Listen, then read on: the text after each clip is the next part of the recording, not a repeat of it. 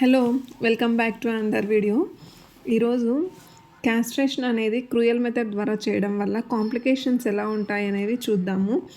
Castration ఒక professional are skilled ఉన్న పర్సన్తో చేయించుకోకుండా బయట చేయించుకున్నారు వీళ్ళు. అలా చేయించుకోవడం వల్ల ఈ విధంగా అయ్యింది.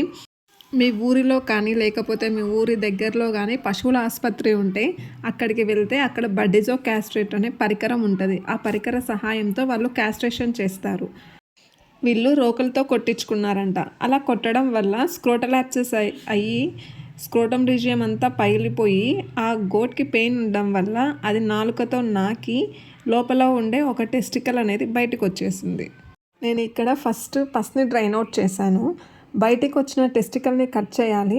దాన్ని కట్ చేస్తే బ్లీడింగ్ అవుతుంది కాబట్టి స్పెర్మటిక్ కార్డ్ అండ్ టెస్టికులర్ ఆర్టరీకి ఒక నాట్ వేశాను. ఆ నాట్ వేసిన తర్వాత బయటకు వచ్చిన టెస్టికల్ని కట్ చేశాను. దీన్నే మనము ఆర్కియెక్టమీ అని అంటాం. నార్మల్ సెలైన్తో కానీ పీపీ లోషన్తో కానీ నీట్గా లోపల పస్ అనేది ఏం లేకోకుండా 5 to 6 times మనం సిరింజ్తో ఫ్లష్ చేయాలి. అలాగే పోడిన్ అయోడిన్ని గాజ్తో కలిపి లోపలికి పెట్టేశాను.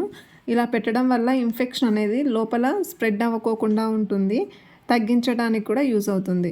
డే బై డే మనము ఆ గాజ్ని చేంజ్ చేస్తూ ఉండాలి.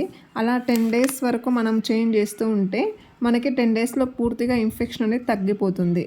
ఇంకా వీటితో పాటు antibiotic and anti inflammatory injections వేయించాలి. పాతకాలం పద్ధతి కానీ ఇలాంటి క్రూయల్ మెథడ్ని కానీ మనం ఫాలో అవ్వడం వల్ల షీప్ కానీ గోట్ కానీ చాలా పెయిన్ వస్తుంది.